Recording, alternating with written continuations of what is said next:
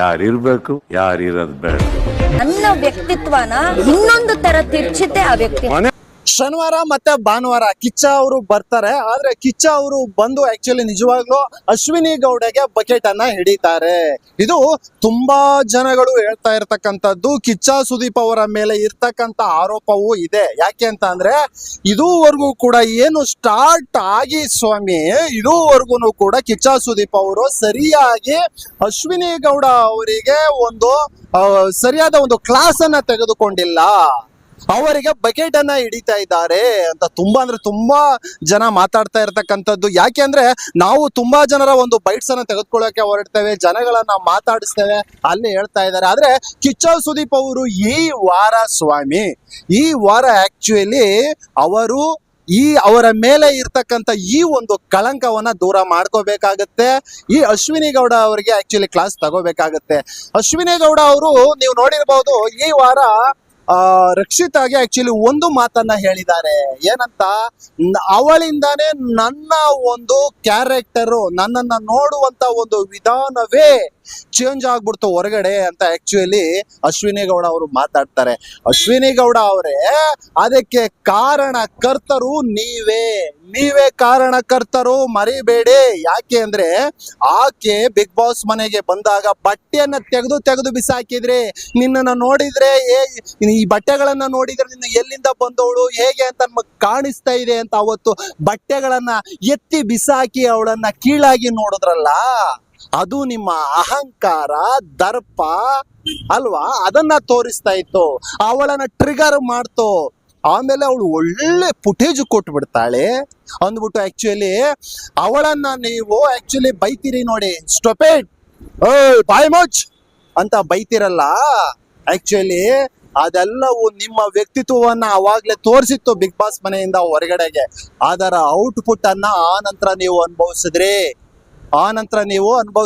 Caste ಬಗ್ಗೆ ಮಾತಾಡಿದ್ರು ಅಂದ್ಬಿಟ್ಟು ನಿಮ್ಮ ಮೇಲೆ ಹೊರಗಡೆ ಕಂಪ್ಲೇಂಟ್ ಆಯ್ತು, ಕ್ಯಾಸ್ಟ್ ಬಗ್ಗೆ ಮಾತಾಡಿದ್ದಾರೆ ಅಂತ. ಆ ನಂತರ ನೀವು ಹೊರಗಡೆ ಬರ್ತೀರಿ, ಅದಕ್ಕೆ ಒಂದು ಸಮಜಾಯಿಸಿಯನ್ನ ಕೊಟ್ಬಿಟ್ಟು ಒಳಗಡೆ ಹೋಗ್ತೀರಾ.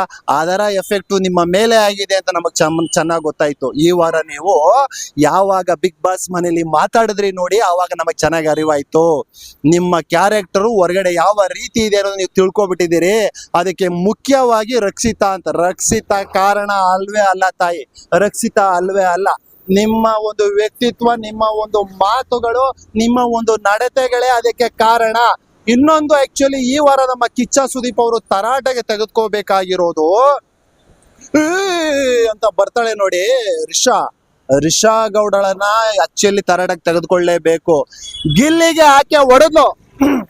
ಗಿಲ್ಲಿಗೆ ಹೊಡೆದ್ಲು ಆಕೆ. ಆದ್ರೆ ಅದೇ ಏಟು ಬೇರೆಯವರಿಗೆ ಬಿದ್ದಿದ್ರೆ ಮನೆ ರಣಾಂಗಣ ಆಗ್ಬಿಟ್ಟಿರೋದು. ಇಷ್ಟೊತ್ತಿಗೆ ಈ ರಿಷಾ ಗೌಡ ಬಿಗ್ ಬಾಸ್ ಮನೆಯಿಂದ ಹೊರಗಡೆ ಹೋಗ್ಲೇಬೇಕಾಗಿತ್ತು, ಬೇರೆ ದಾರಿನೇ ಇರ್ಲಿಲ್ಲ. ಆದ್ರೆ ಈ ನಮ್ಮ ಗಿಲ್ಲಿ ನಟ ಮಾತ್ರ ತುಂಬಾ ಅಂದ್ರೆ ತುಂಬಾ ಒಳ್ಳೆಯ ಕೆಲಸವನ್ನ ಮಾಡ್ದ ಅವತ್ತು. ಅದನ್ನ ಕಾಮಿಡಿ ಆಗಿ ತಗೊಂಡ, ಫನ್ನಿ ಆಗಿ ತಗೊಂಡ.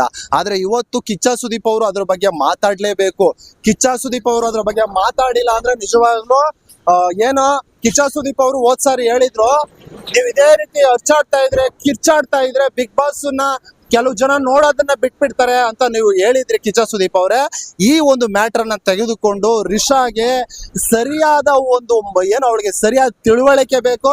ಸಾಧ್ಯ ಆದ್ರೆ ಗಿಲ್ಲಿ ಒಂದು ಒಪಿನಿಯನ್ ತೆಗೆದುಕೊಂಡು ಮನೆಯಿಂದ ಹೊರಗಡೆ ಕಳಿಸ್ಬಿಡಿ ರಿಷಾನ. ಯಾಕೆಂದ್ರೆ ಆಕೆ ಅಶ್ವಿನಿ ಗೌಡ ಆಮೇಲೆ ರಾಶಿಕಾ ಇವರೆಲ್ಲ ಕೂತ್ಕೊಂಡು ಮಾತಾಡ್ಬೇಕಾದ್ರೆ ಆಕ್ಚುಲಿ ಅವಳು ಕೆಲವೊಂದು ಪದಗಳನ್ನ ಯೂಸ್ ಮಾಡ್ತಾಳೆ. ಇಲ್ಲಿರ್ತಕ್ಕಂಥ ಗುಬ್ಬಚ್ಚಿಗಳು ಒಂಥರ ನಾಯಿ ಹಂದಿ ನರಿಗಳು ಅನ್ನೋ ತರ ಮಾತಾಡ್ತಾಳೆ. ಇವ್ರ ಕೈಲಿ ಏನು ಆಗಲ್ಲ.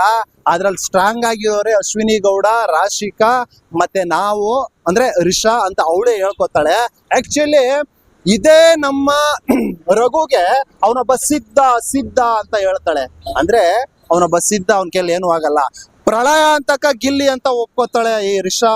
ಎಸ್ ಅಂದ್ರೆ ಅವನಿಗೆ ಇದೆಲ್ಲ ಏನು ಆತ ಏಟನ್ನ ಆಕೆ ಹೊಡೆದ್ಲು, ಅವಾಗ ಆತನ ಒಂದು ವ್ಯಾಲ್ಯೂ ಏನು ಅಂತ ಗೊತ್ತಾಗಿದೆ. ಹಾಗೆ ಇದೇ ರಿಷಾ ರಾಶಿಕಾ ಅವ್ರು ಮಾತಾಡ್ಕೊಳ್ತಾರೆ. ಆಕ್ಚುಲಿ ಗಿಲ್ಲಿಯನ್ನ ನಾವು ಅವನನ್ನ ಮಾತಾಡ್ಸುವಾಗ ಆಕ್ಚುಲಿ ಕಾವ್ಯನ ಟಾರ್ಗೆಟ್ ಮಾಡಿ ಇದ್ ಮಾಡೋಣ ಅಂದ್ಬಿಟ್ಟು ಆಕ್ಚುಲಿ ಮಾತಾಡ್ಕೊಳ್ತಾರೆ. ಆಯ್ತಾ.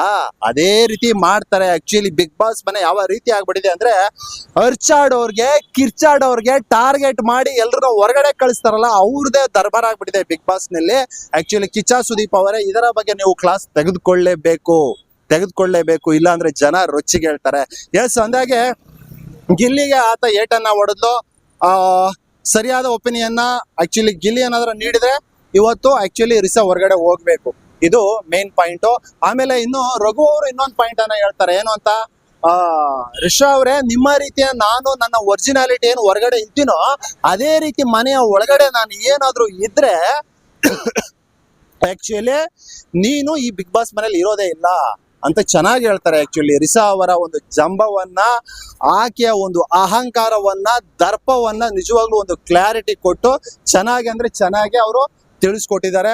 ತುಂಬಾ ಅದ್ಭುತವಾದ ಕೆಲಸ. ಇವತ್ತು ಶನಿವಾರ ಮತ್ತೆ ಭಾನುವಾರ ಈ ಒಂದು 2 ಮ್ಯಾಟರ್ಗಳ ಬಗ್ಗೆ ನಮ್ಮ ಕಿಚ್ಚ ಸುದೀಪ್ ಅವರು ಮಾತಾಡ್ಲೇಬೇಕು. ಆನಂತರ ಇನ್ನೊಂದು ಕಡೆ ರಕ್ಷಿತಾ ಅವರನ್ನ ಟಾರ್ಗೆಟ್ ಮಾಡ್ತಾ ಇದ್ದಾರೆ ಇಡೀ ಬಿಗ್ ಬಾಸ್ ಮನೇಲೆ.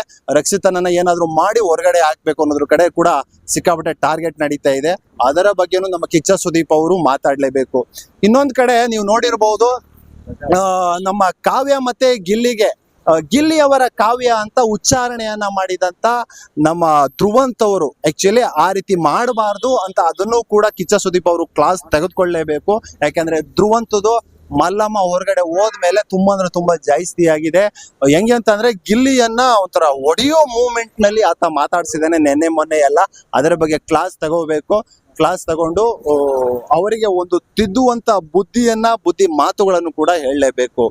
ಹಾಗೆ ಇನ್ನೊಂದ್ ಕಡೆ ನೀವು ನೋಡಿರ್ಬೋದು, ಕಾಕ್ರೋಚ್ ಅವರ ಮಳ್ಳಿ ಆಟ, ಅದ್ರ ಬಗ್ಗೆನೂ ಕೂಡ ಕಿಚ್ಚ ಸುದೀಪ್ ಅವರು ಕ್ಲಾಸ್ ತೆಗೆದುಕೊಳ್ಳೇಬೇಕು.